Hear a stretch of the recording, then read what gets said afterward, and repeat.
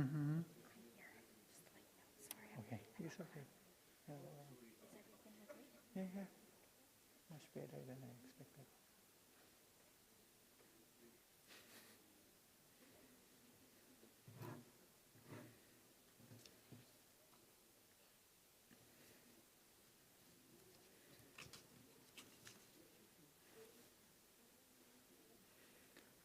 I just want to do time check. Are we okay with the time? Okay.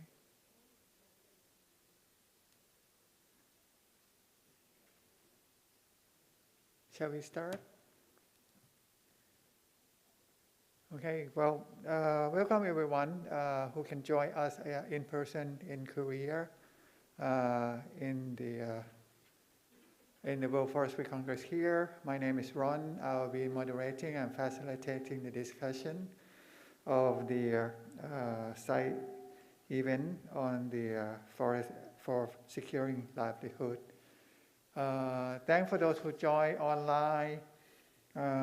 We hope to create the interaction with all of you in this 90 minutes discussion.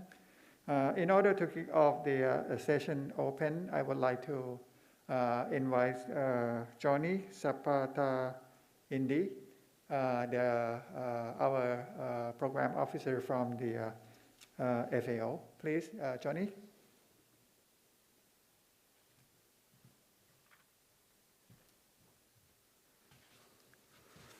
Good afternoon, good morning, good evening. Welcome everyone participating in presence or in line in this session called Forest for Security Livelihoods. This session is organized by the Forest and Farm Facility, the Social Forestry team of FAO, and the RICOFC. I have the pleasure to introduce you to our moderator, Mr. Ronakon Triraganon. Ron is a senior strategic advisor of RICOFC. He has been working in the community-based natural resource management sector since the 1980s. Before to becoming an advisor, Ron was RICOFC unit head for capacity development and technical services, where he has managed over 40 research and capacity development programs at regional and national level in Asia and the Pacific and also Africa. He has an extensive experience in promoting local people knowledge and customary rights. His work has greatly supported sustainable natural resource management for fair distribution of benefits through the participatory approaches. So Ron is one of the most experienced facilitators in the field. It's a pleasure to have you, Ron, as our moderator today. So over to you. Thanks a lot, Johnny, and thank you for FAO and thank you for FAO, Forest and Farm Facility and Social Forestry team to welcome RICOFC to work together with you in terms of promoting the roles of forests in the securing the livelihood of the local people. Well, I think we're all aware that forests can contribute a lot for local livelihood. But within this session, we'd like to learn more from the practical experience from our speakers around the world, I will say, under different contexts, to see how to understand more the landscape level linkage between forest and livelihood, to explore different tools, instruments, mechanisms, or any approaches that we can allow local people and indigenous people to work together hand in hand with other sectors supporting the sustainable forest management, and see what are the opportunities out there that we can maximize use, what are the challenges that we like to mitigate to many of us. Well, within this session, We're going to have keynote talk, and also we'll follow with practical experience exchange from practitioners, from civil societies, representatives from civil societies, development agencies, private sector, and probably I would expect to get some more contribution, comment, question from the audience who join in person and also join online. So without further ado, I'd like to introduce our keynote speaker, Elizabeth Madala. Well, we're going to hear from her because she has a lot of experience working in Africa. I just want to introduce her in quick. She is a Ugandan young agripreneur and smallholder farmer. She is the president of the Eastern Africa Farmers Federation, currently the director in charge of Women Affairs and immediate past president at the Pan-Africa Farmers Organization, or PAFO. I'm sure she has a lot of experience because she also a member of the United Nations Advisory Committee for the Secretariat General Food System Summit 2021. Yeah, without further ado, I'd like to invite Elizabeth to share with us and enjoy the keynote speech from Elizabeth. Please welcome Elizabeth.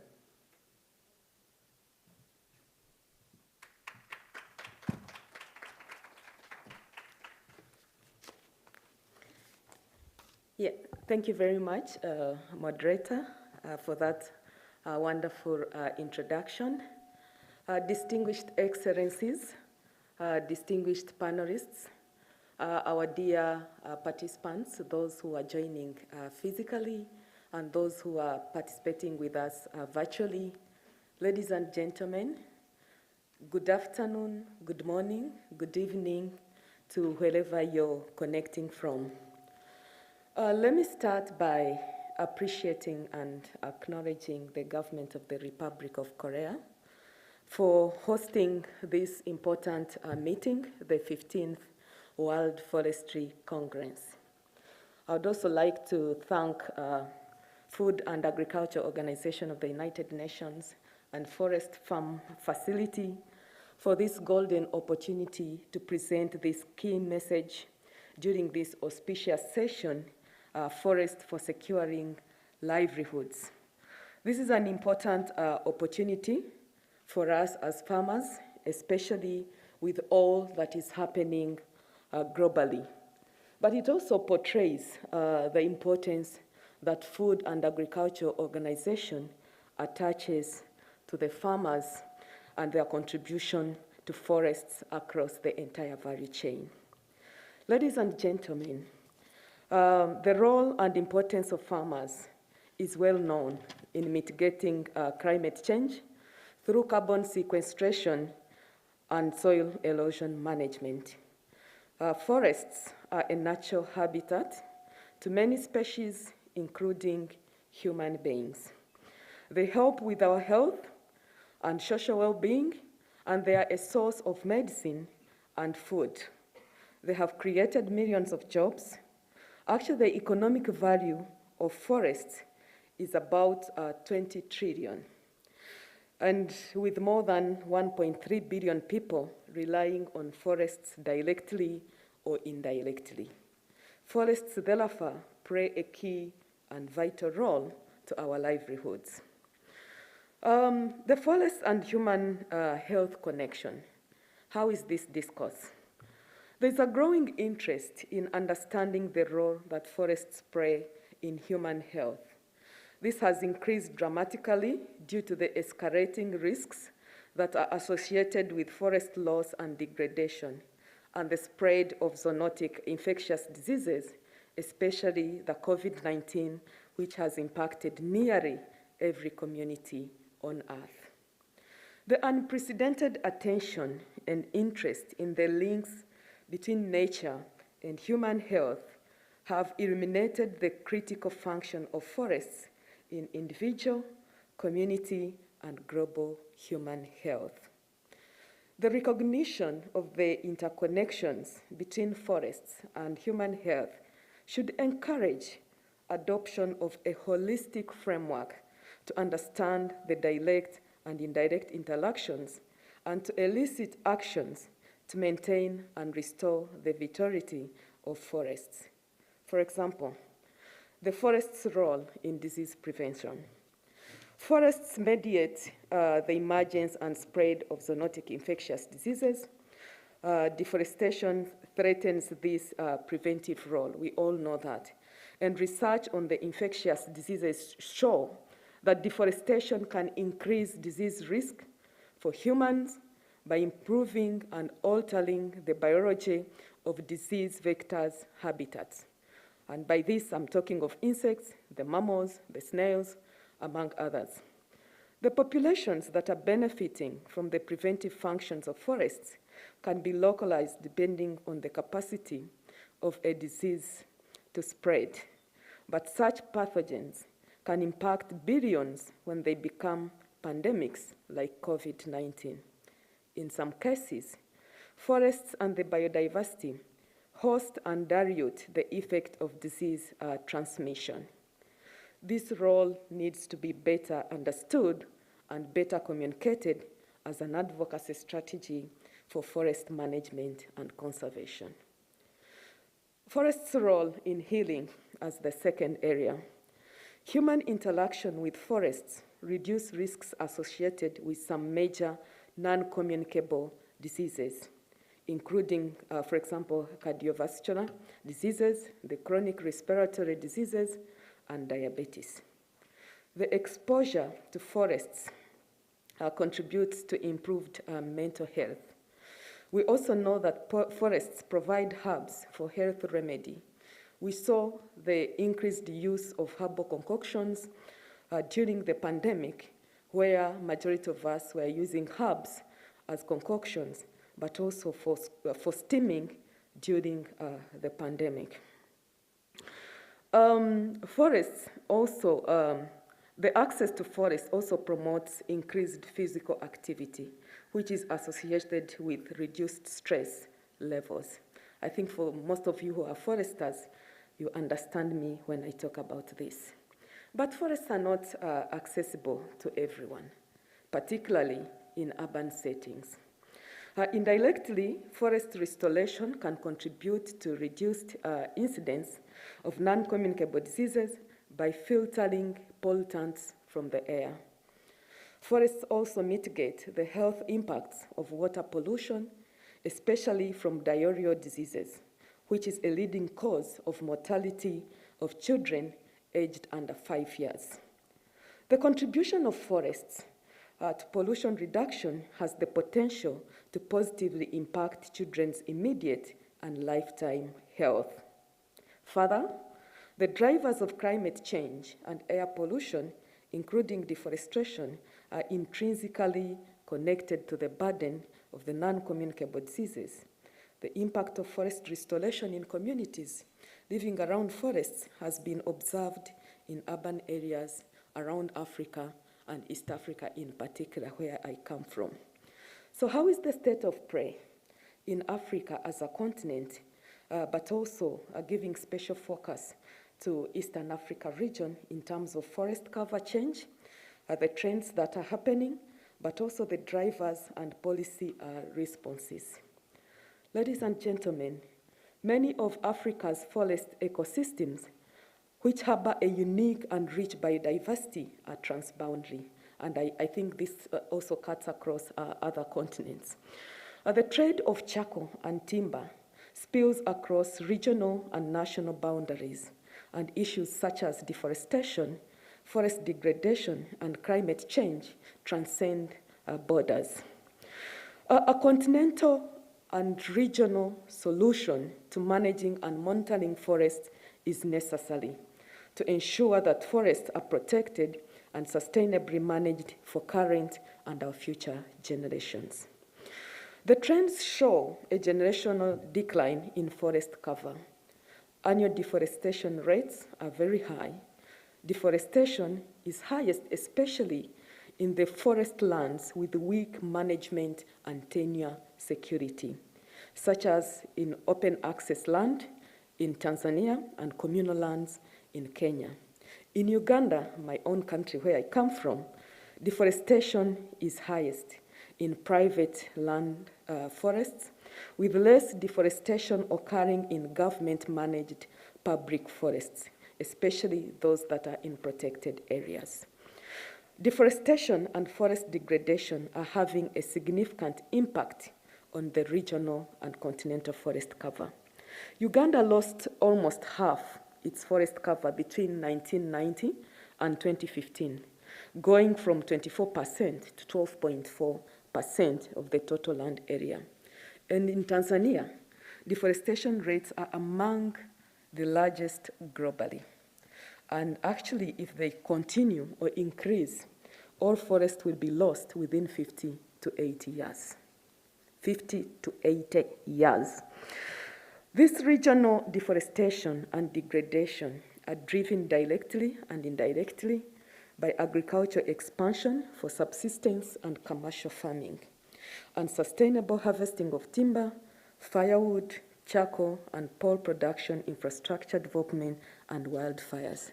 This is why we see a key role by the farmers, and we thank you for inviting us to be part of this discussion.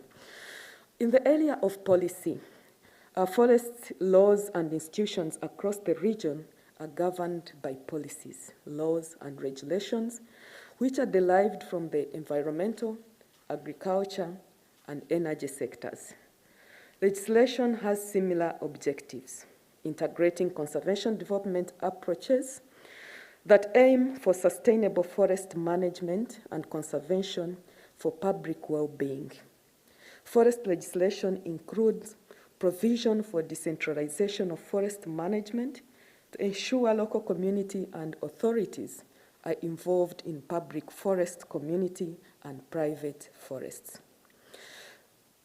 Communities co-manage public forests, and this is done through participatory initiatives as seen in Kenya and Tanzania.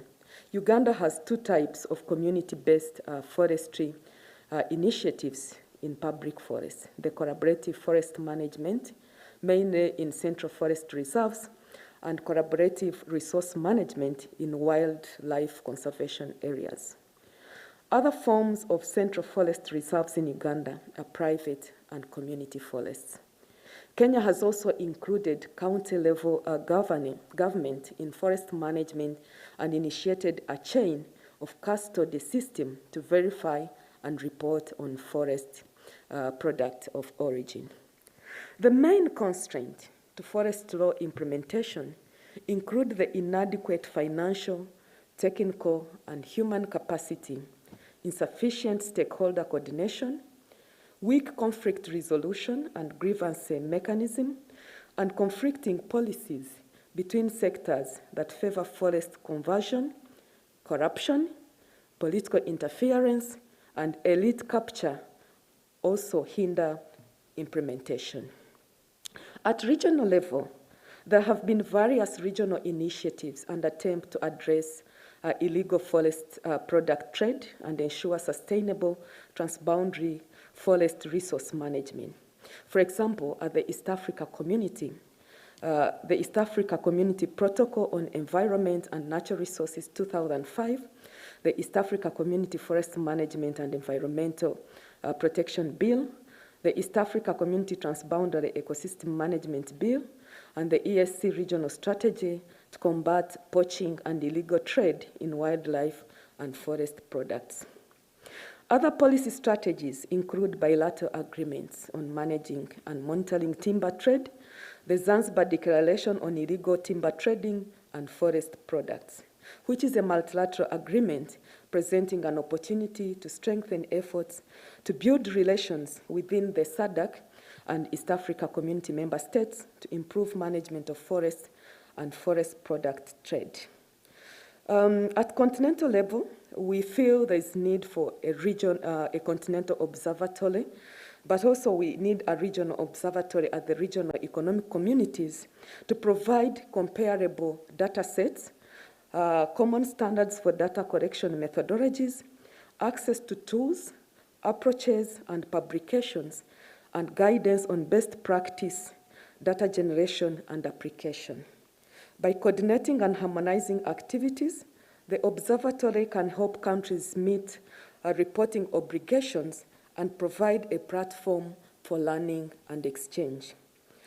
More comprehensive and improved data on forest cover trends and threats will also help policymakers with decision-making assessments and national forest monitoring systems, and this will allow them to share knowledge and resources.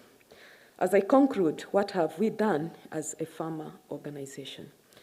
At the Pan-Africa Farmers Organization level, and also at the Eastern Africa Farmers Federation level, we have played a strategic role in all the issues that I've mentioned above, because we have formal partnerships at continental level with the Africa Union Commission and Africa Union Development Agency, or AUDA NEPAD. At East African level, we have an MOU with the East Africa Community and an observer status with the East Africa Legislative Assembly, where through our MOUs, we have participated in the consultation and validation of the policies that I've mentioned above and the different initiatives. We have also supported our membership to participate in various climate change mitigated related programs. I'll specifically mention about Moviwata because I know FFF has been supporting Moviwata in that area. We supported them to engage in a carbon trading program, but which closed. We have also been part of the COP meetings and consultations in Africa with AUC, NEPAD, CCAFs, COMESA, and the relevant national governments. And our membership at national level are part of the national climate change programs. And through PAFO and through the African Union, we have a partnership that has been part of developing the large-scale land-based investment policy principles, which are also instrumental in land and related ecosystem management. I forgot to mention that at regional level, as a regional federation, we are in 10 countries representing, with a membership of 24 national level organizations, representing over 25 million smallholder farmers. And at Pan-Africa level, through the Pan-Africa Farmers Organization, we have a footprint in 50 countries with a membership of over 80 smallholder farmers from 80 national level farmers organizations and cooperatives. As I conclude, it's very clear that there is a connection or linkage between forests, livelihoods, and human health. It is thus important that we build the capacities of all important actors, and especially farmers who are the custodians of these forests about these linkages. We also need to ensure that we have the right policies and farmers are empowered to constructively participate in their development and also execution. When we have the right policies, they are instrumental in attracting the right investments that shall go towards regeneration, restoration, and afforestation programs. Lastly, we must form strong alliances between local organizations and international actors to improve resilience at all levels while securing rural people's livelihoods. Strong partnerships for building a green, health, and resilient future with forests. I thank you all.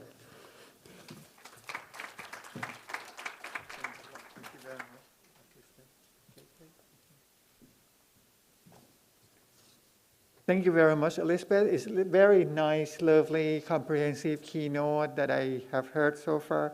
Very, very well captured key points talking about how the forest can contribute to our human well-being and what are the issues that we might need to address altogether.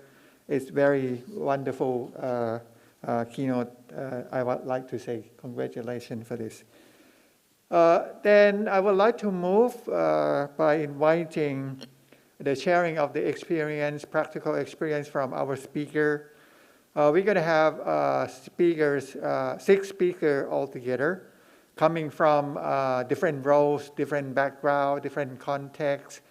but mainly covering the ideas about how to engage local people and bring the optimized benefit of forests to human well-being.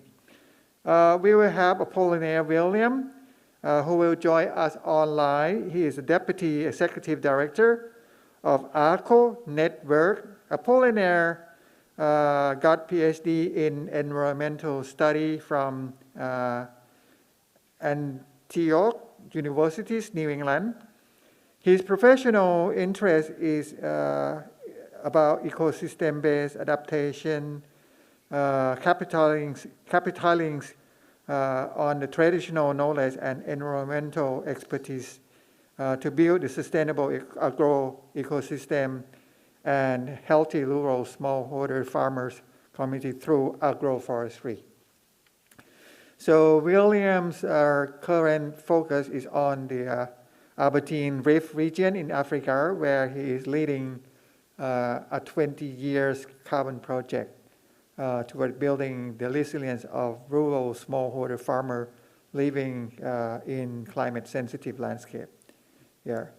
So, and after Apollinaire, we get a speaker from India, Abrish Mehta, trustee of Action Research in Community Health and Development. And he is a trustee of the Action Research in Community Health and Development, and is kind of a local NGOs in Gujarat, in India. He has been working on the issue of tribal forest development for past 4 decades. Yeah, so he'll bring a lot of expertise and experience in terms of highlighting the forest right, local communities under the Forest Right Act 2006, and he will share with us all. Then we're going to have our speaker, who have long experience working with the smallholders in Philippines and the region. Esther Penunier, Secretariat General of the ASEAN Farmer Association for Sustainable Rural Development, or AFA. She will bring a lot of experience over the decades that she has worked with, and then see how AFA promotes sustainable resilience, healthy, empowering the local people for the food security. Then we have a speaker from, we have next speaker, Daniel Desiree, Head of Program Design and Advocacy, 3-8. So he is working on the rural development. He is a rural development engineering, work with 3-8 as the head of the program Design and Advocacy. He's from Burkina Faso. I'm sure he will bring a lot of experience to share with us how local people use the forest to fight and recover from COVID-19. And then next one, we're going to have a speaker from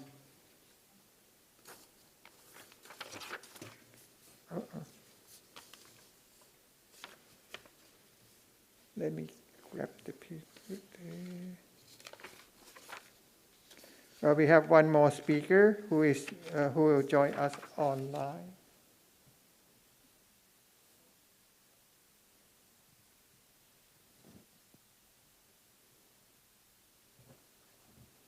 Yeah, we're going to have one more speaker who joined us online. She is the co-founder of Vina Samek, Lisa, or Nguyen Thi Yun. Sorry to pronounce your name not correct. So even though I worked in Vietnam many years, but I still have struggling in terms of pronouncing the name. So Lisa is one of the founders of the Vietnam standardized Cartier Manufacturing and Exploring Joint Stock Company, or Vina Samek. I'm sure she will share with you more what is the Vina Samek. So after contributing more than 9 years being as CEO, leading Vietnamese company to work on the valuable certification for forest products, yeah, like organic EU, organic farm, and more. She will share with us the role of the private companies and how the private company can work together with local people. Without further ado, I think I'd like to call the first speaker, Apollinaire William will share with us online. Apollinaire, you have 7 minutes to probably share your views on this. Apollinaire, are you ready to? Thank you very much, dear moderator. Thank you, dear panelists, dear participants.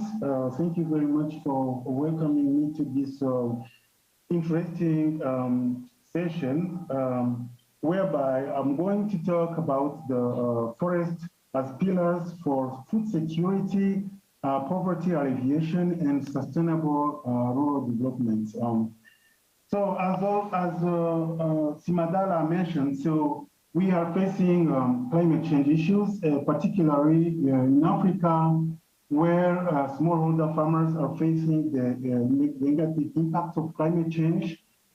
And the project I'm working on is entitled Agroforestry for Livelihoods.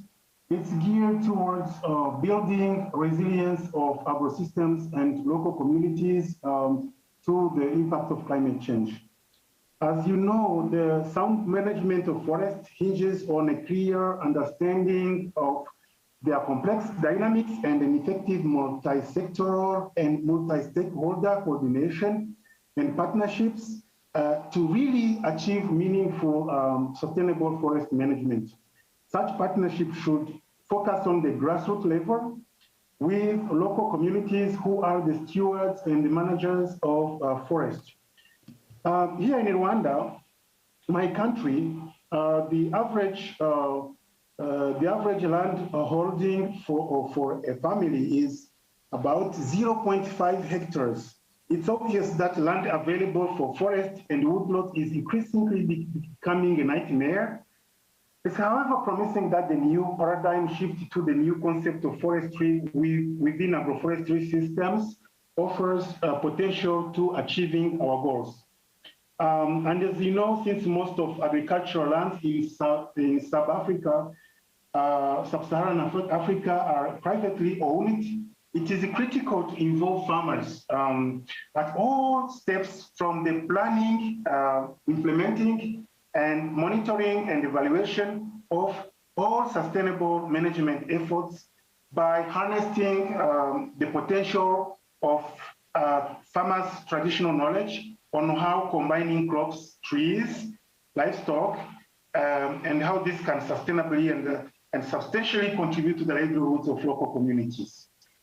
In our project, we have reaped some success over the past few years, particularly on this carbon project, this 20-year project we are leading. And our success hinges on some approach. We have a special approach we are using here. We base our efforts on the BEST approach, B-E-S-T approach, composed of 4 integrated pillars of sustainability. B stands for building leadership, building leadership and sustainable community institutions by supporting good governance, sound planning, and decision-making. E stands for enhancing environmental resilience through learning and practicing environmentally sustainable land productive systems. S stands for sustainable business solutions through enhanced financial literacy, access to markets, and providing seed funds to promote nature-based solutions. T stands for building transformation through inspirational exchanges among local communities and scaling up best practices for sustainability. So this has, the success of this project has come with some cost. It takes time to mobilize the farmers. Now we are targeting to reach 4 30,000 farmers by end of the fifth year, by 2025. And we organized the communities into small groups, and we are trying to build agroforestry sustainability ownership through those small groups. And every group is made of 30 farmers. And we are targeting to have about 900 small groups within the two of the climate sensitive areas in the country. There is the north part of the country where we are facing the problems of erosions and floods. And then we have another issue in the east where we are facing the droughts, where the evapotranspiration is increasingly exceeding the soil capacity to retain the moisture. So besides, we build the capacity of those small groups by, first of all, enhancing the leadership of the small groups, the governance, also by building their capacity in terms of financial literacy. It's not just, we also infuse capacity on environmental management, and also we empower them with some tools that will help them to implement sustainable agricultural management practices. And also we have another component, which is the livelihood component, where we provide some seed money. It's a revolving fund that we provide to those groups so that they can access them and use them for small nature-based small projects that will improve their livelihoods. So we work in partnership also with the government, because we cannot just work with the communities. We need the support from the government. We work with the government at different levels, national, local, and local level. So by building this strong partnership with communities, we have come to the success. And now we can start seeing the impact on the biodiversity, because it's not just about natural ecosystems. We are also looking at the biodiversity through agrosystems, where we look at, for example, how ecosystem services, such as, for example, pollination, soil conservation, water quality, and food production, all these ecosystem services, how they can be maintained and also being also conserved through those small groups we are trying to empower. So briefly, this is how we are building success, and we believe that after the project has phased out, the communities will own the project and will be able to sustain themselves. So then I like also something that also Asimadala mentioned about really capacity, building capacity and reinforcing the capacity. And within that framework also, we try to reinforce the value chain of the key products that are generating from those small groups, so that they can increase the value of their crops, they can increase the value of their forest products. Right. From the government side, we facilitated the exchanges with the government, so that even the public forest can be managed by communities, so that you have consolidated lands, public lands, that are managed by local communities. So we build the capacity of those communities on forest management, and also we provide incentives so that we can sustain their motivation and their efforts. So briefly, this is how we operate, and I hope that this experience can be shared by other participants to this session. And I thank you very much for your attention. Thank you. Very good. Thanks a lot, Apollinaire. Hello? Hello. Thanks a lot, Apollinaire. Well, this is great. Yeah, bring in the practical experience, and I'm sure our participants from this room and also from online may ask more questions. I would encourage for those who have questions, note it down. We will open for the question and answer after all speakers finish, and then we can entertain your question. And the same with those who join online, put that in the chat box. We have our team to monitor the chat box. If you'd like to ask questions or make any comments, feel free to do so. Or if you'd like to speak, probably the Zoom here doesn't allow you to speak, but at least you make the comments, feel free to put that in the chat box. So then the next one I'd like to call,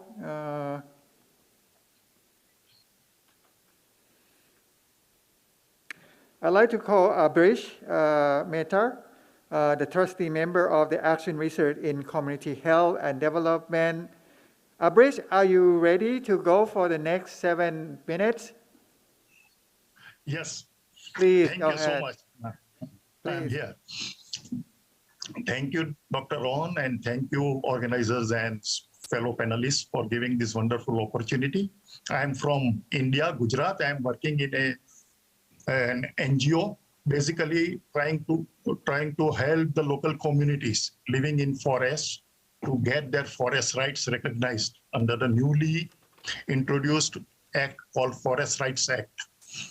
The theme of this session is forest for livelihoods, securing livelihoods. And my main basic point is that for this to happen, especially for those poor and vulnerable communities living within and surrounding the forests, it is absolutely vital that they have secured tenural rights over the lands they are cultivating and over the forest resources surrounding which they live. If this happens, they can live themselves out of poverty with their own efforts. And also, if this happens, it would motivate them to protect forests. So it is win-win situation both for the communities as well as forests. And this is something which we were thinking in theory, that if the rights are recognized, if the members living in forest, they have rights over the forest resources, they have rights over the lands, then they would not only live themselves out of poverty, they would also take care of the forest, and it would be a good city. This is something which we were believing that this would happen. Fortunately, we have been able to see this actually in practice during this last 6 to 7 years. Indian government of India and Parliament of India passed a act called Forest Rights Act. It's a long act, but in short, it is known as Forest Rights Act. It recognizes two types of rights of the local communities living within and surrounding the forest. First right is that individual forest rights. Those who are living in this forest and are cultivating land, small pieces of cultivating lands, previously they were treated as encroachers, liable to be evicted from these lands. But under this act, they were given the right to hold these lands, to cultivate this land perpetually and through inheritance also. They cannot sell this land, but they can cultivate it permanently and from generations to generations. That is the first right that is recognized under this act. Second right is community rights, which give them ownership of the forest produces, mainly minor forest produces, which include also bamboo. So in this, and bamboo they can collect, use, process, and also sell. Local Gram Sabhas, this is community rights. Each village Gram Sabha, each village, which is a local assembly of the whole village, all members of that village, they have collectively the right to all kind of forest produce of the forest. They can collect them, use them, and sell them. And it includes bamboo also. They can collect bamboo and sell bamboo also to outsiders also. So that is another right. And the third important right is that they have a right to protect, regenerate, and manage forest resources of their villages for sustainable use. So these three important rights are recognized. This act was passed in 2006. It became implementation started in 2008. Process is still going on. It's not everywhere that there is 40% implementation success rate is there all over India, but there are pockets in which this has been implemented relatively well. In the area where I am working in Dediapada, all the families, we are working in about 30 to 40 villages where all villagers have received their individual forest rights. More than 90% to 90 to 95% families have received their individual rights on the lands which they are cultivating. And they have also received these community rights over the forest resources, both use of minor forest produce and right to manage and protect the forest. And as soon as these rights, they received this, they started getting these rights from 2013-14.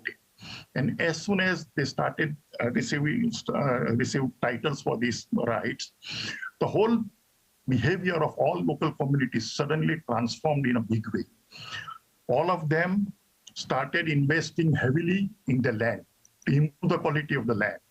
The land they were cultivating, initially they were slopy land, so they carried out land leveling measures. They undertook farm bundings, they dug bore wells, created irrigated infrastructures in the small farms, terracing, high-level lands, and then improving the productivity of this. Not only improved the productivity of their agricultural land, the production went up. They started taking 2 to 3 crops, but also, and while doing this, they have improved the productivity of the small patches of land which they have leveled, and the remaining high slope lands, now they are bringing it under tree cover. They are growing bamboo, they are growing mango orchards, so sort of an agroforestry type of thing, which was not there previously, has happened in a big way. That is one thing for the individual rights. So even in individual agricultural lands, the tree cover has improved. And also because they had these rights over forest produces, they started protecting forests without doing any plantation work. They started protecting forest, and forest condition in almost all villages has improved from what was there before. That has happened in a big way. And they're protecting the forest. Also, they are protecting it not from some damaging cutting by the outsiders. They are also protecting it from forest fires. They are taking steps to prevent forest fires. And whenever fires happen, they take measures to see to it that it does not spread. Also, then management practices, they are preparing their management plans. Bamboo, they have a right to sell, right over bamboo and other minor forest produces. So they are harvesting bamboo, and the practices are much more sustainable. Originally, there would be this 3-year cycle for bamboo cutting. In 3 years, you remove almost all bamboos from a clump and leaving only 5 to 7 years, and visit it after 3 years. Villagers follow a very different cycle. They harvest only dry and dead bamboo from the clump, and leaving aside all the remaining bamboos. And they do this each year. And in the process, they remove this dry bamboo, sell it to a paper mill on good money. And in some last 5 years, about 30 gram sabhas from these villages, they have earned about 30 to 320 million rupees from sale of bamboo, dry bamboo, because a flowering had happened in this area. So a lot of dry bamboo was there in this area. All but right.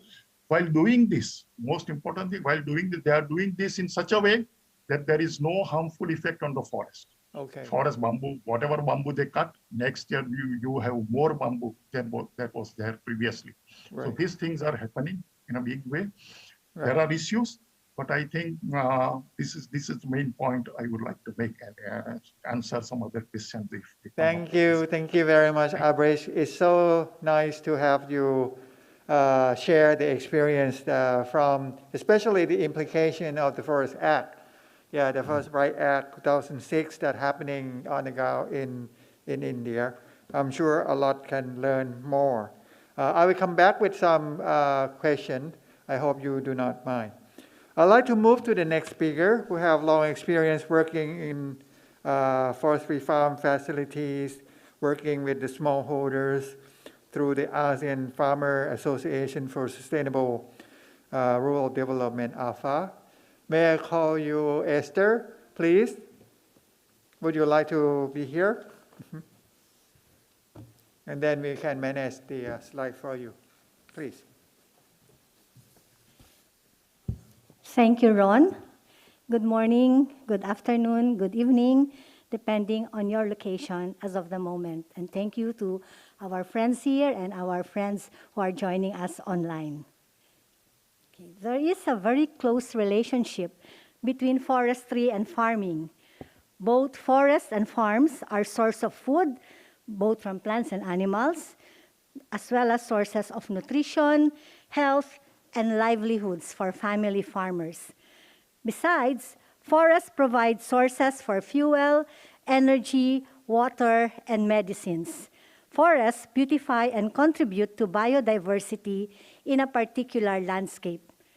Many women and men farmers in Asia Pacific live inside or near forest areas, and as such are also engaged in gathering and producing food, wood, and other products from the forests. Moreover, they plant their crops near forests and often strive to augment their incomes by engaging in farm as well as forest-based production and services. Many people who live inside forests are also into farming. Next slide, please. In this presentation, we would like to share with you a brief overview of AFA. AFA has 22 member organizations in 16 countries, comprising 13 million small-scale women, men, and young family farmers engaged in crops, livestock, fisheries, forestry, herding, and pastoralism. Out of 22 member organizations in 16 countries of the Asian Farmers Association, 10 members in 10 countries have members groups living inside or near forests, comprising from as low as 30%, for example, in the Philippines, to as much as 70%, for example, in Laos and Kyrgyzstan, of their membership. Next slide, please. AFA members are united in promoting a 6-point agenda, which includes rights to natural resources, including lands, waters, forests, and seeds, sustainable and climate-resilient agriculture, strengthening their cooperatives and their enterprises, empowering the women members in their organizations, attracting the youth in agriculture, as well as building their capacities to manage and govern their own organizations through an interrelated, integrated set of programs which include organizing, federating, and movement building, advocacy, capacity building, business development servicing, so they will have viable enterprises, internal governance, as well as monitoring, evaluation, and communications. And we do these things, this promotion of the 6-point peasant agenda, with the support of various partners from government, intergovernmental organizations, as well as partners in civil society. Next, please. The second message we would like to share with you are our current initiatives to secure food and livelihoods among our members in forested landscapes.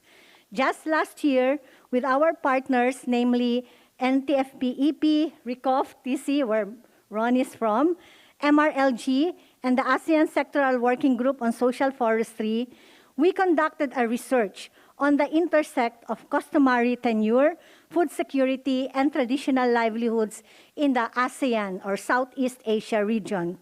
The research findings, which were referred to in drafting the ASEAN voluntary guidelines for the recognition of customary tenure. Next, please. Key findings, next, please.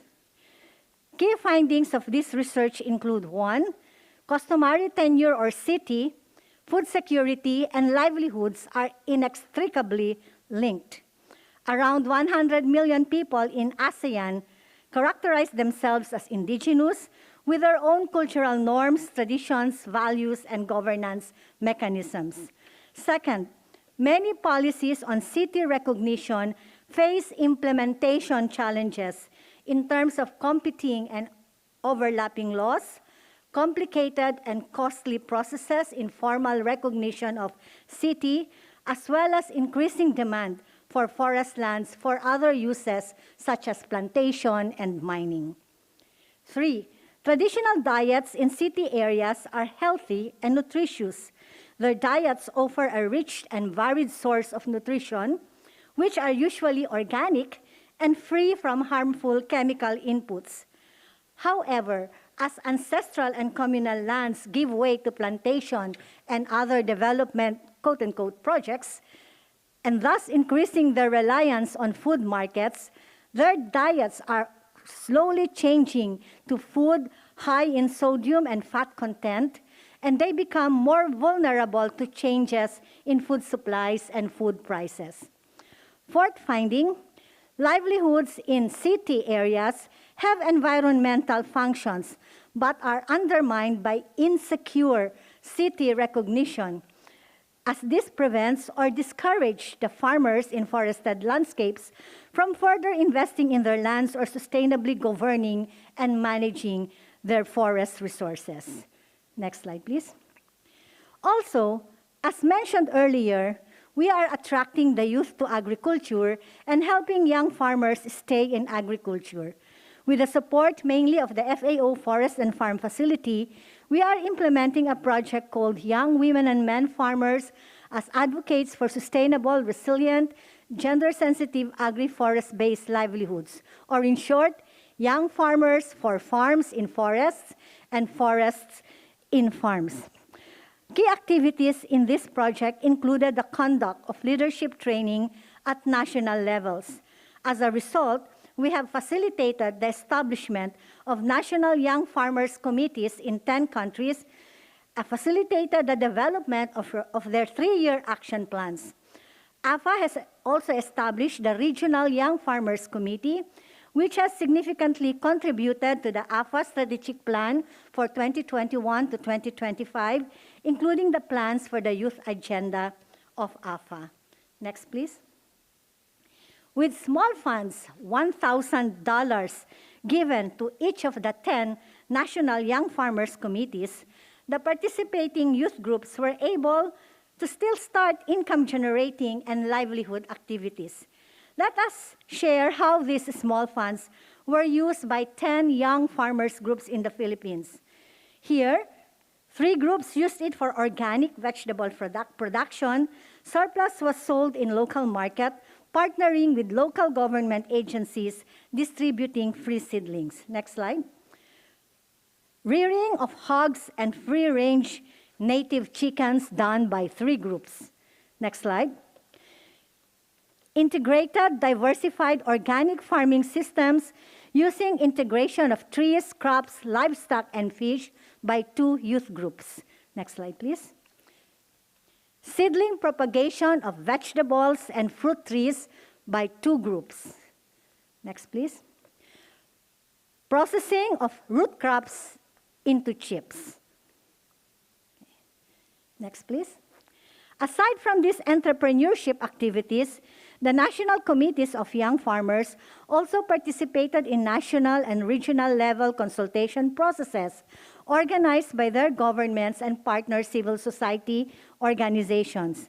This has increased the visibility of young farmers, allowing their voices to be heard and increasing their confidence to lead. Okay, next slide, please. Okay. The third and the last message we would like to share with you is this. With these experiences and research results, we would like to put forward these recommendations as a way of capturing our learnings on forests for sustainable livelihoods. First, this is an affirmation of what the previous speaker said in Gujarat said about rights to land. This is a key imperative, the rights to promote, to respect and recognize the rights to natural resources, lands, forests, waters, and seas of small-scale family farmers, forest dwellers, indigenous peoples, and local communities. Second, promote, invest, support sustainable management of forests and forested landscapes through agroecological sustainable approaches such as agroforestry, integrated diversified organic farming by family farmers, indigenous peoples, and local communities. Having intergenerational approaches like involving the youth as well as promoting gender equity involving the women farmers.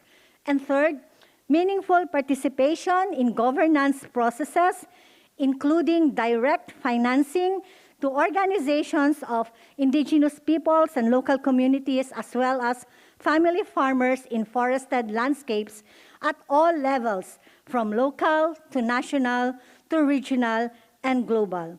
Direct financing will allow us, small-scale family farmers, indigenous peoples, and local communities to mainstream our work on sustainable forest management and strengthen our agency and be able to influence the decisions affecting us, especially in forestry and agriculture. Thank you very much for your attention.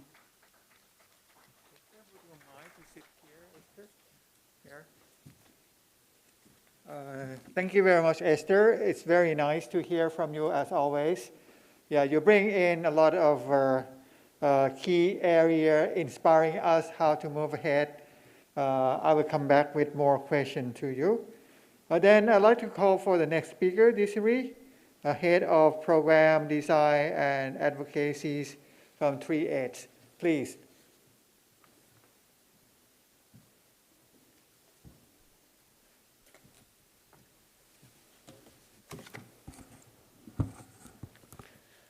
Merci, Monsieur le Modérateur.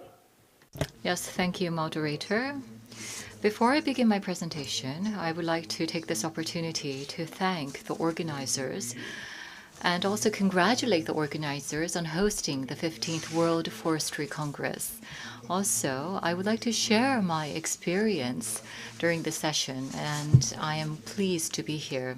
Tree Aid is an NGO. In particular, it works to promote and carry out projects to improve the livelihood of local communities. Tree Aid, the NGO,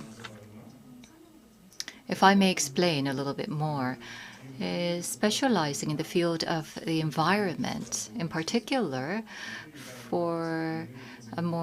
it works with the local community for sustainability and also to enhance the livelihood and the income of the local communities. We carry out various activities. In West Africa, we have carried out various projects for the past 30 years.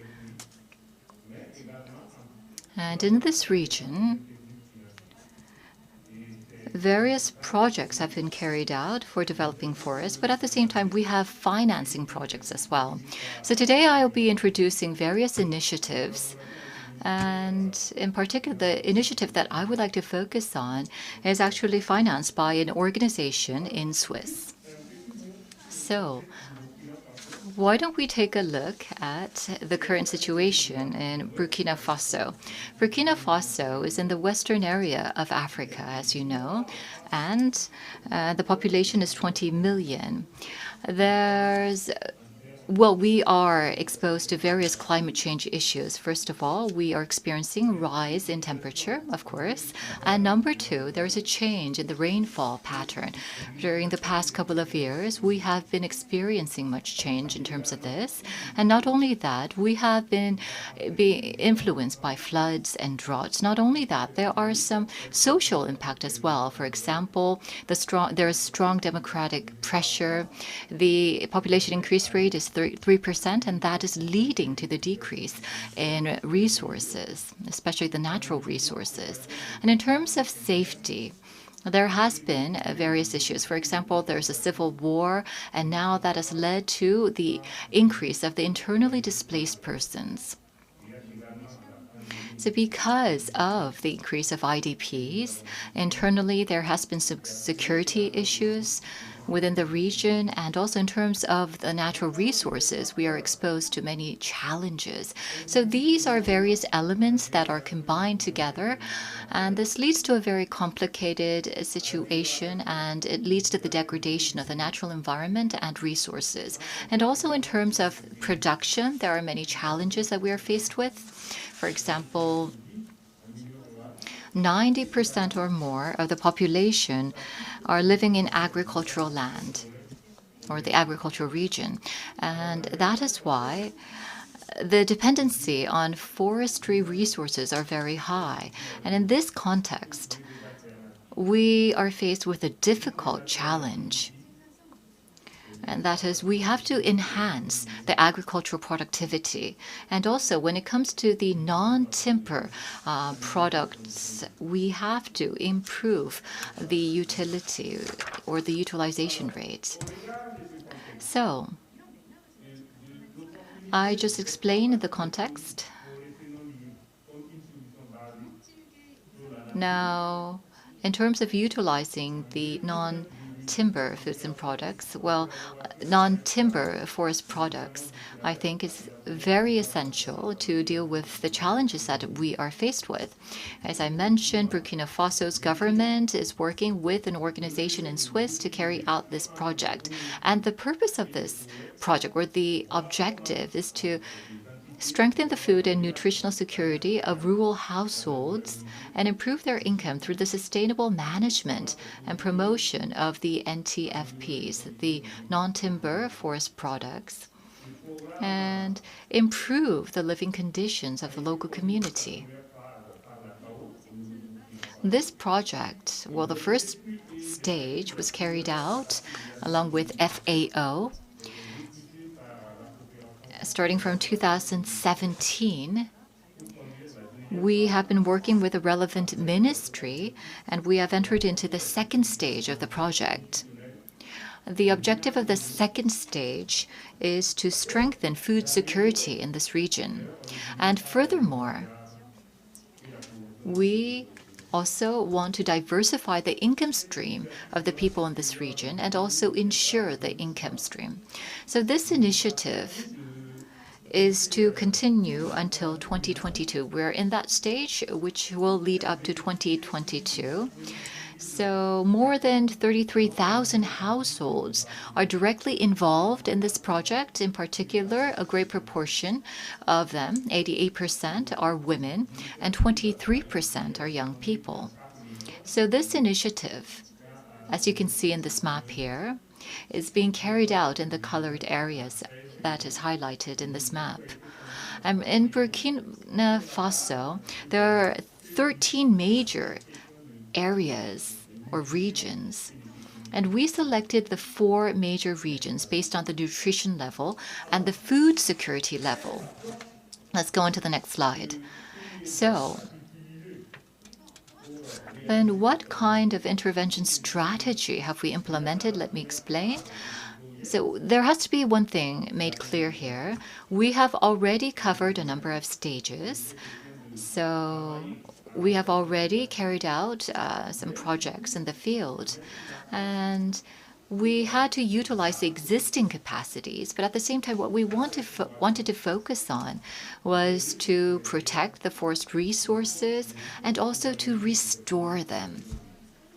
And the forest resources are quite important for the local community members in terms of their livelihood. So what is important here is that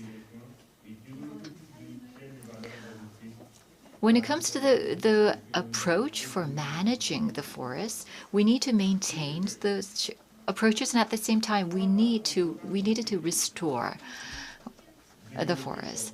And so having said that, we had 3 major pillars for this project. We can call them approaches. Or you can say that these are 3 integrated components. What is most important is the active participation of the local community members. And here, this would involve the forest areas. There's the forests, and then there are the local community members, and then there are so many different potentials or the possibilities. And if you look at the forest areas, you can see that there are many different resources that we can utilize. For example, there is a moringa plant, there is a baobab tree. And if you look at the regions where these moringa and baobab grow, these are regions that have the abundant resources that the people can utilize. And so the local community members are taking the initiative in protecting these areas and also restore these areas.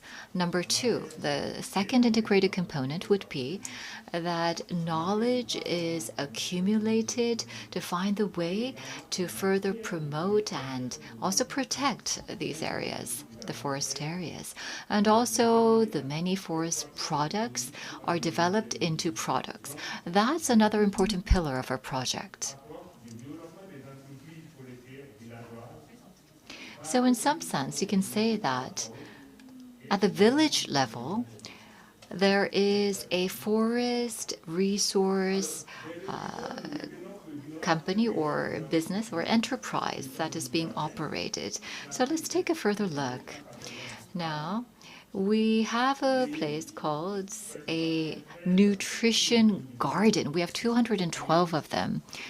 And also for the non-timber forest products, we have 93 non-timber forest product generating areas or sites. And also, we carried out surveys to identify the state of the regions that are involved in this project. For example, we looked at the poverty rate, and if the poverty rate has gone down, we looked at the various statistics. And we could see that the food diversity has grown by 2 digits, or 2 folds, and also the number of households that have gone below the nutrition level, basic nutrition level, has dropped to 8%. So what is important here is that in order to successfully carry out this project initiative, we had to take a look at the baseline, and at the same time, we had to cooperate with the local communities, and at the same time, we had to secure sustainable governance.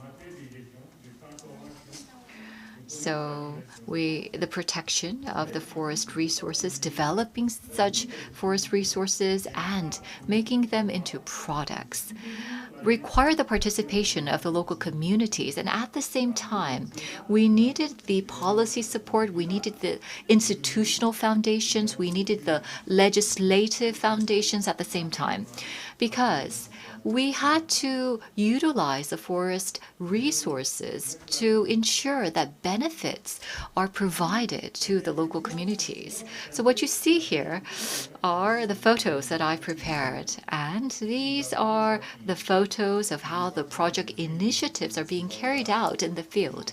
So for example, you can see how the baobab tree leaves are being collected. And on the right, you can see a photo of the forest products being processed into products. The baobab tree, if they're overgrown, then this can have a rather negative effect, and you have to actually replant them. So what you do is you have to take the seedlings and you have to replant them in a different region so that they're not too crowded. And also the process of picking the leaves, there has been a lot of engagement of the women. If the trees are too tall, it's difficult for the women to collect the leaves. So we make sure that the trees are not grown too high so that we can ensure women's participation. In Burkina Faso, we say that tree is life, and we have to protect forests in order to ensure the sustainability of the local communities. It's very nice to hear how you make things moving on the ground, and I would fully agree with you that, well, we have to get the policy and legal support in place, and how can we expand the successes of what you have done so far.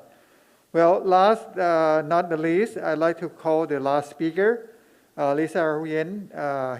She is the co-founder of Vinar Samek, and she can tell more from the business perspective, private sector perspectives, how can we build the success of the forest for livelihood of the local people. Lisa, are you ready? Keep the time as possible, then we will reserve some time for the overall discussion. Lisa, please.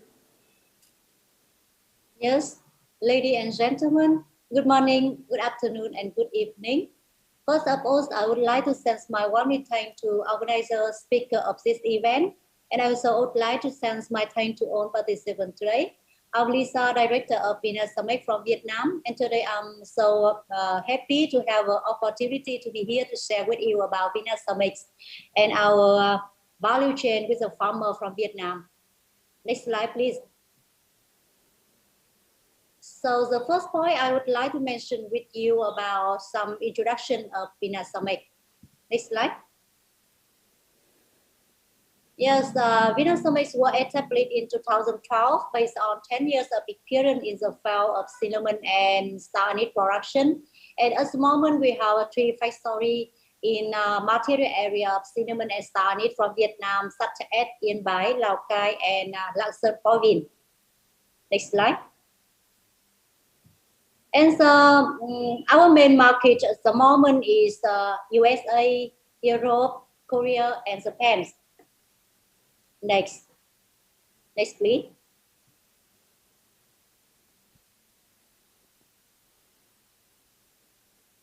And to meet with all the requirements strictly from our main market, of course, we need to build value chain with a farmer.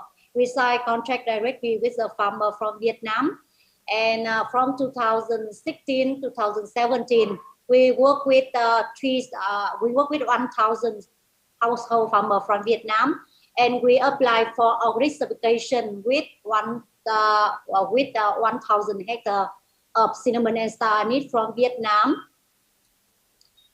And we also apply by PGS, that means participatory warranty system, so that we can ensure about transparency and carry out by stakeholder, and of course we can give the lower cost for the customer. So from 2016 until now, Vineyard Summit have 4,200 hectares with organic standard, and we are working directly with 3,000 household farmers from Vietnam. Besides that, we also have so many international certifications like Fair for Life, or For Life, BRC, and IFS for factory also. And especially in 2021, we have a Rainforest Alliance for our cultivating and collecting from the forest. Next slide. And the next one, I would like to mention with you about farming situation and opportunity for organic agriculture in Vietnam. You can see the chance of converting of organic farming and growth rate of organic land in the world. So from 2010 to 2018, the demand for organic farming land in the world continue increasing. And besides that, in Vietnam, we are the same. From 2016 to 2019, many companies from Vietnam, they care about organic standard. So that's why the area of organic farming in Vietnam also increasing from 53 hectares to the 237 hectares in Vietnam. Yeah. Next slide. So we have so many opportunity for develop agricultural and non-timber forest products in Vietnam, because we have a relationship so closely between government, labor, environment, and the awareness of the farmer and the company from Vietnam. And we also on the way to find the technology application into the value chain. And the next, I also would like to mention about the chance for non-timber forest product developed in Vietnam also. You can see it has so high potential lack of investment and manufacturing technology to enhance the value of non-timber forest product in Vietnam. But because the demand of organic increasing and the land of organic material also increasing in Vietnam, so we have a chance to use technology to enhance the value of non-timber forest product.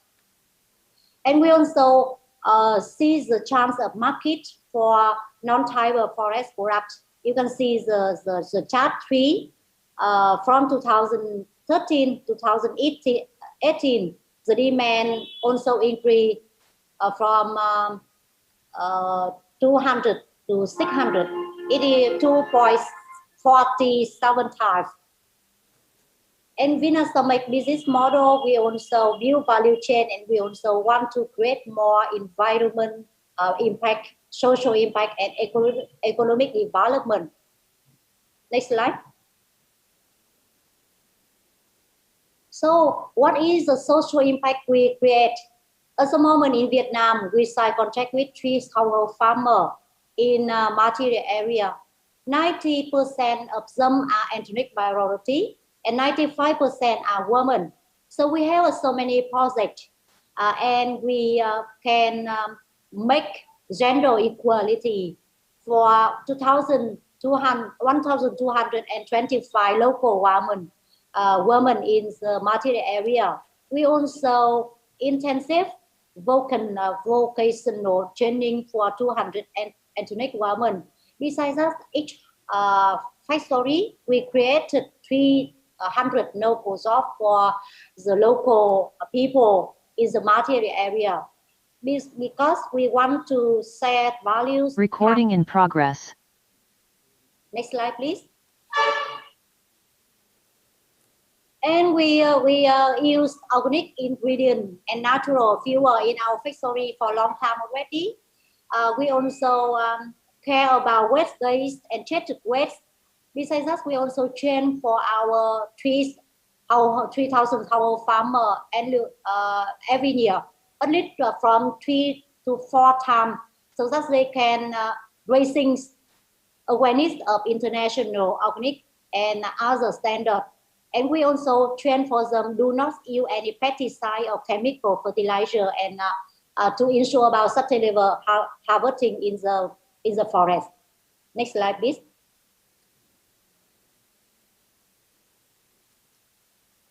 Next slide. Yeah, next slide. Yes, more. Next slide. And the last one I also mention with you about biodiversity action of Vinasomic. Among the 7 principles, biodiversity conservation, socio-economic sustainability, and transparency in the EU right to exploit and use natural resources and knowledge are always the first goal of Vinasomic. So how we do? Next slide. We build value chain with 3,000 farmers. We apply 4,200 hectares for organic standard and other international certification. Yeah, and next.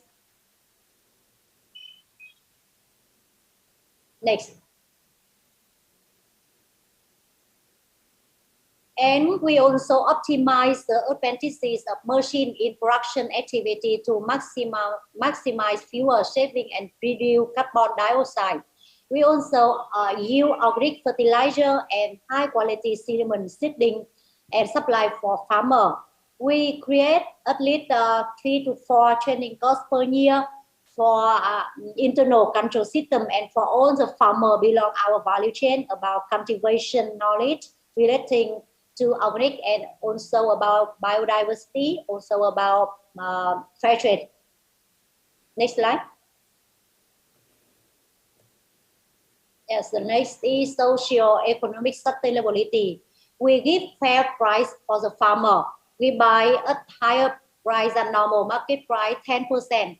We also make the voice of women and the role of women in the family for 2,000 people, and we also help them to improve their living income by giving jobs and living wage also. Next slide. And we also care about transparency in use right to exploit and use natural resource and knowledge by give the food traceability technology system for all the customers when they buy from our company. And we also keep natural forest and prevent climate change when we do processing in the factory as well as we cultivate in the forest. Next slide. And in the future, the third list of Vinasomic, we want to make more biodiversity conservation as well as for social impact in the next 3 to 5 years. And we are implementing renewable energies to protect the environment. Yeah. So that's all information about Vietnamese with the value chain, with the farmer and social impact, as well as caring the environment. I want to share with you. Thank you so much for the listening. Thank you very much, Lisa. Xin cảm ơn. Thank you. Well, this is very interesting that we hear from the private companies how the corporate sector working and supporting the value chain, supporting the local farmers through the value chains. So I think we captures different perspective from farmer association, networking, action research on the ground, and also even private companies in this discussion. I just wonder if we have any questions from online, no, and from the floor. If you can grab the microphone, introduce yourself, your name, where you are from, and then specific question to any specific speaker. Please, go ahead. Can somebody help check getting the microphone? It's work now. Okay, good. Thank you. I'm Latia Lipper from Hunen Institute of Forestry, Hamburg, Germany. My question will go directly to Ms. Estella. I hope I pronounced the name correctly. Thank you for a very interesting project and your presentation. I have two questions according to the young farmer, women and men. From your presentation, there are 50% of women, 50% of young men farmer. Is there any kind of different pattern in the decision making between women and men, how they would invest the money into the farm or the forest in farm?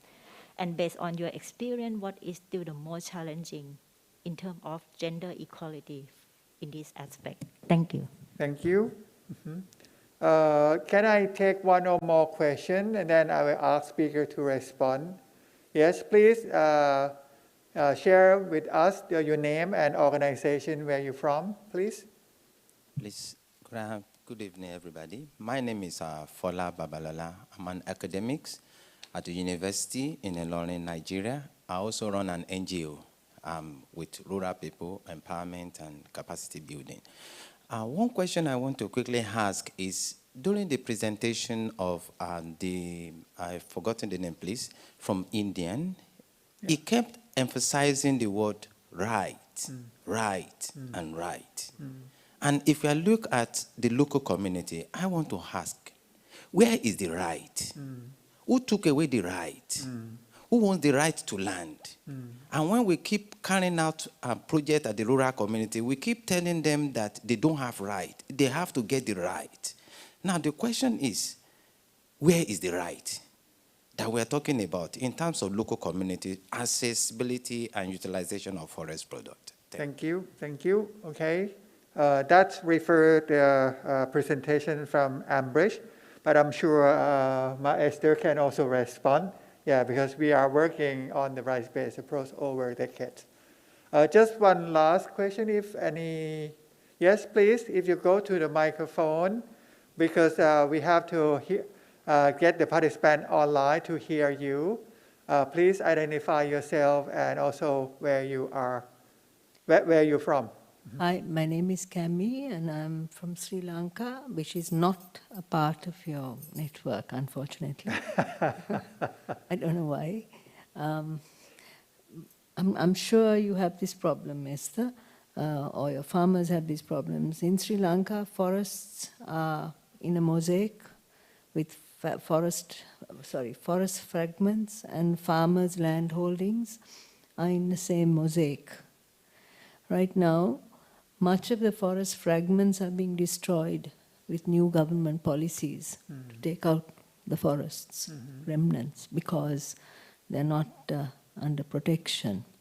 So what's happening is that as our population grows and as big companies come in and as agribusiness comes in, more and more fragments are forest fragments are going, and most animals, friendly animals. We're a Buddhist country. We don't kill. We don't kill. We'd rather have monkeys eat our coconuts and the giant squirrels eat our fruit, but we don't kill. So farmers are losing up to 40 to 50% of their crops. And this is the focus of was my focus of my PhD. So I'd like to know whether in any of your countries, whether farmers' values and farmers' thoughts and principles and ideas are actually taken into consideration by in policy making for agriculture. That's a serious issue for us. Right, thanks a lot. Well, we got questions from the audience here. Well, talking about gender, talking about decision making, talking about the rice, and talking about how can we deal with the conflict between the wildlife and human. Well, I know that the audience would like to get response from Esther and Ambrish, but any speaker can respond. Can I start with Esther? Hello. Okay. Thank you for the questions, and first from the question from our young woman there. So, in our observation, the women, when they decide where to invest, they usually invest in food and education and health of their family, especially the children. Okay. The problem with many of the Asian countries that we know of is that there is still this stereotype notion that the women are just for the home, and they are unpaid family workers in the agriculture sector, and in the sphere of the community, they are assigned the traditional roles, for example, for cooking and serving the people when there are events or organizations. So this is a big problem, but that's why we respond to this through training and capacity building on gender and development for both men and women. So that's the challenge, no? And rights, what rights, no? So who took their rights, no? When we look before, the right to land has been given to anyone who could farm the land. But there have been many land grabbing incidences, both from the lowlanders, both from other companies. So this right has to be protected by law, by policies. And in our experience in many countries, some have rights, but the implementation of these policies are so much lacking or inadequate. That's why we will need strong farmers' organizations, strong indigenous peoples' communities to fight for their rights so that their rights to lands will be recognized, promoted, and protected. Thank you. Okay. I think I would like to call Ambrish. Ambrish, did you listen to the question clearly? Talking about what rice we are talking about and why we have to talk about rice again. And I also, I like to call Apollinaire because you mentioned about when local people get rice, then they can start thinking about investment for medium and long term. Start with Ambrish, please. Okay, thank you for the question. And the gentleman who raised this question, he's right. That rights flow from the fact that they are there and cultivating land, they are using forest resources. So traditionally from times immemorial. So that right is there and nobody has to recognize it. But what happened, historically what happened that during this settlement process of forest ownership went to forest department and local people lost their rights and they became encroachers. So what the Forest Rights Act talks about is that it is not that the government or the forest department would grant rights to the people. It is the terminology of the act is that we are recognizing the rights which are already there. People already have the rights, but it is necessary that these rights are recognized in law so that they get the security of the tenure over these rights and they can make long-term investments, long-term view, long-term planning for all the use of these resources and for the use of land. That is the main issue. Right, thanks a lot. Apollinaire, you'd like to comment on this, and then we come back Yes, on the issues, lack of about the rights- wildlife conflict. Thank you very much. I think lack of rights can be defined from two perspectives. Either the communities or a group of people don't have rights, or they have rights but they are not aware that they have those rights. So for me, I think in the context of Rwanda, it's much more about aligning the forestry policies and strategies with the policies related to the livelihoods of communities. And that's where you have to bring together different partners, different people from different sectors, different stakeholders, to really get the same understanding on how they can capitalize on the nexus between forest conservation and the livelihood of communities. If we do so, then we don't have people, for example, don't have the government setting up infrastructures that are going to compromise the livelihoods of communities. So I think that's where I mentioned that the communities need to be involved, and their rights reside in their involvement in the whole process of policy formulation to the action on the ground, even to the evaluation to see how the communities are building their resilience to the effect of climate change. So I think there is a need, as our colleagues mentioned earlier, there is a need to build the capacity for not only for the communities, right, but also to the policymakers to understand how the interplay between the forestry management from the political perspective is the interplay between that management with the community involvement in terms of securing their livelihoods, food security. So right. I think it goes both ways. So we need to balance that kind of interplay between the government and the communities. Right. Thanks a lot, Apollinaire. Meaning the right is a fundamental. And after we get right secure, then we can think of how to exercise and implement and how to invest and how to move to the sustainable forest management with the technologies, know-how, capacities, and even access to the market that Lisa mentioned.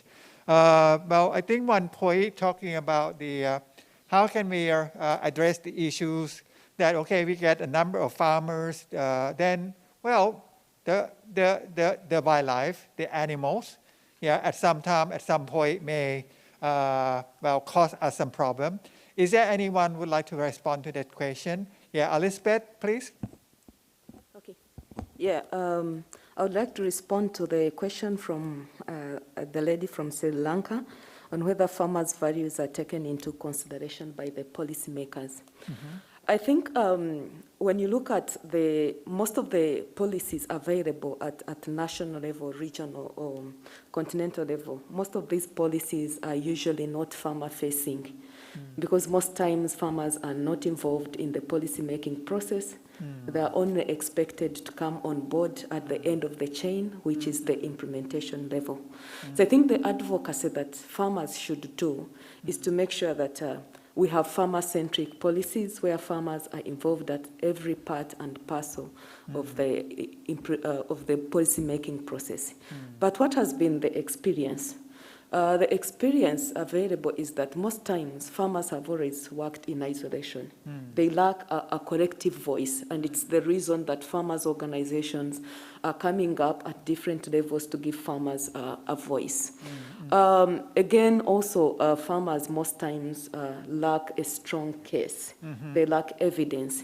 But we've realized engaging with policies policy making at different levels that once you have evidence, you can build a strong case and you can be recognized.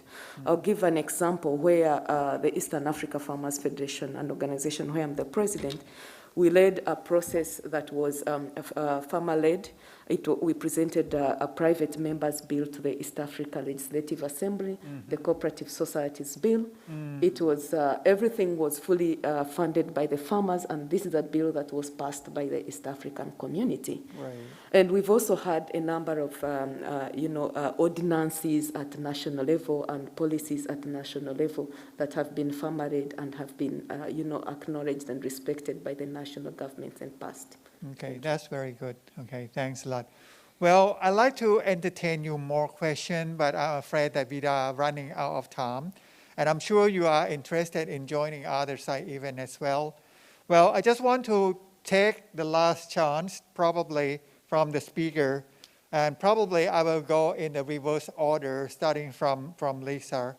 Well, the question that I'm going to throw back to all the speakers. Well, you see a number of interest, increasing demand from the business sector, like the private sector, companies, and so on.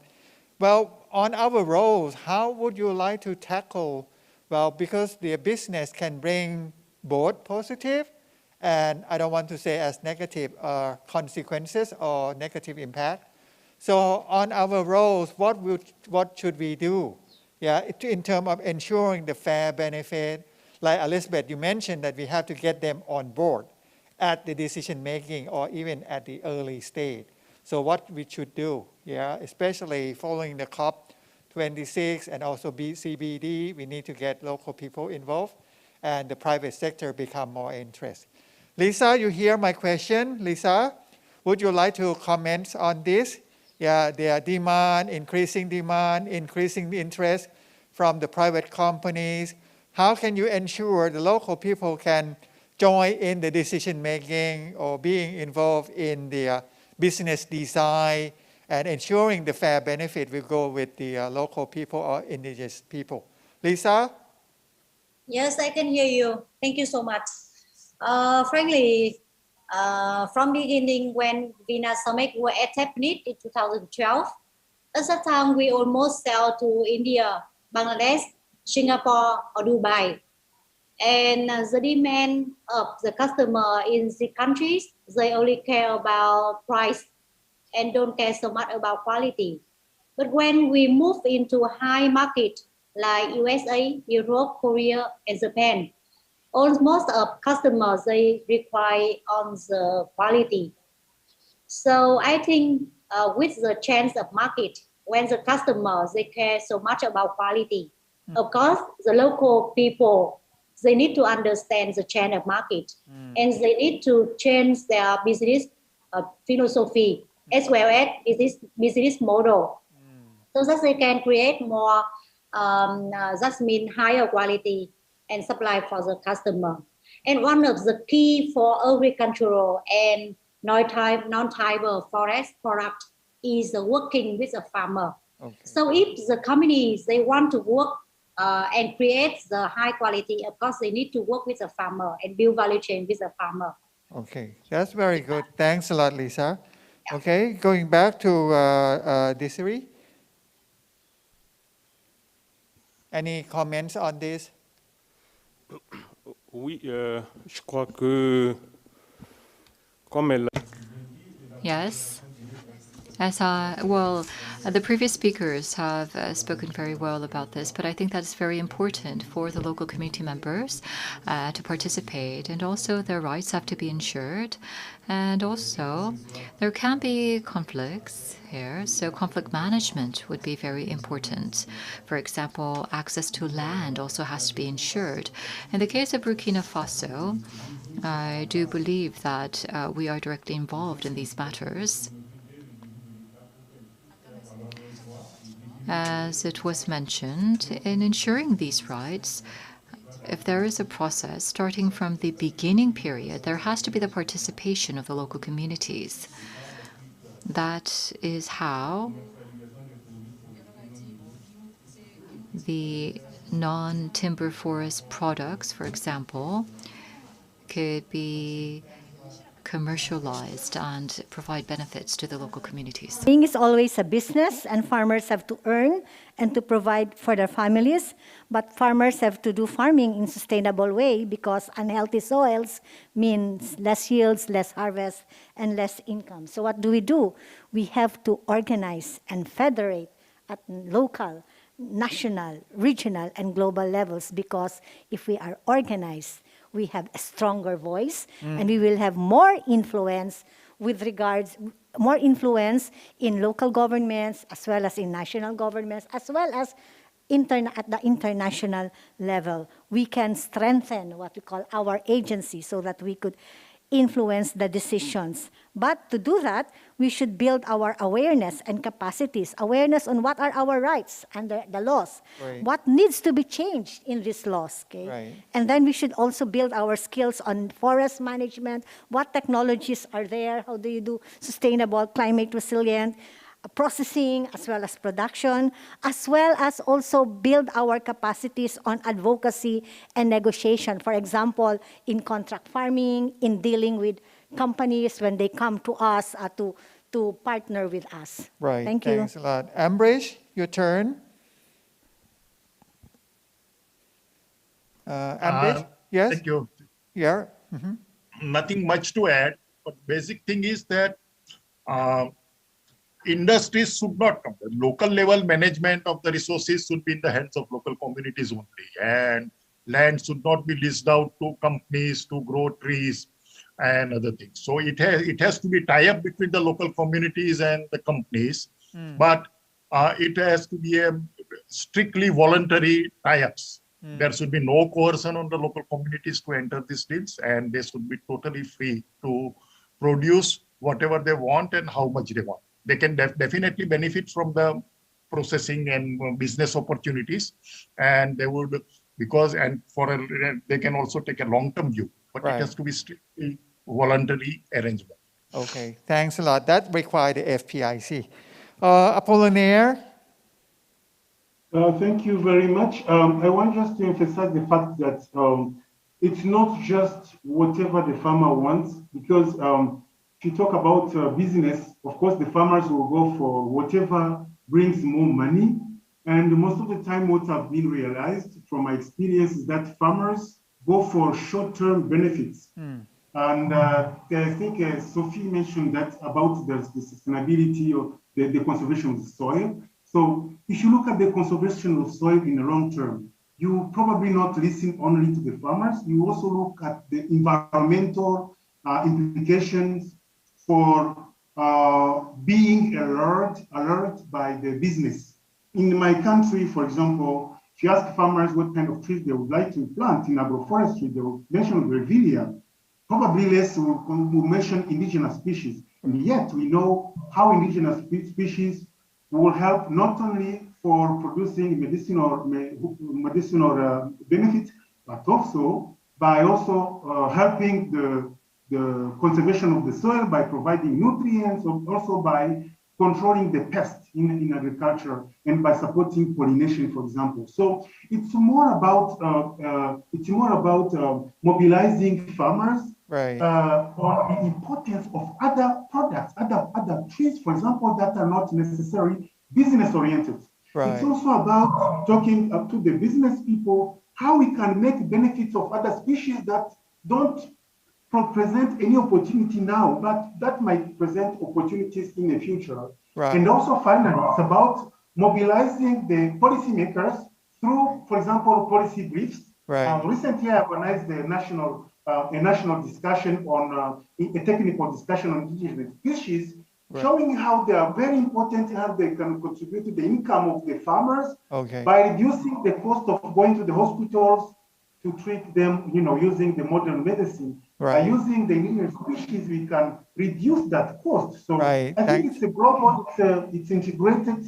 It has to bring together everyone so that we have this common understanding from the business, perspective, from the environmental perspective, but also from the social cultural perspective. Right. I like that last statement. Yeah, to bring in the mutual understanding from the private sector and also the state, the government, to facilitate the process, and also the local people. Last but not least, I will leave it to Elizabeth just to give a final word on this. Yes, I want to stress just 3 keywords that must be respected. That is equity, fairness, and rebalancing of power. This should be done by all the value chain actors. Okay. So great. as to have fairness in terms of return on investment by every actor. Right. I'm sure we will join hands to make these things happen. Yeah, I'd like to say thank you to all the speakers, our keynote speaker, Elizabeth, yeah, and also Apollinaire, join in from Apollinaire from Arcos Network, Bridge. Yes. Yeah, well, joining from India. It's nice to have you here. Esther, yeah, our own friend and colleagues, yeah, always appreciate the presentation from you. And Desiree, talking about the case of Burkina Faso. Lisa, yeah, and also finally from all of the contribution in terms of the question within this session. I'd like to say thank you very much. And for those who would like to learn more about the specific case study from our speaker, feel free to approach speaker directly. Thank you very much. I'd like to end of this session and hope to see you next time. Thank you. And thank you too. Thank you. Thank you. Thank you. Thank you.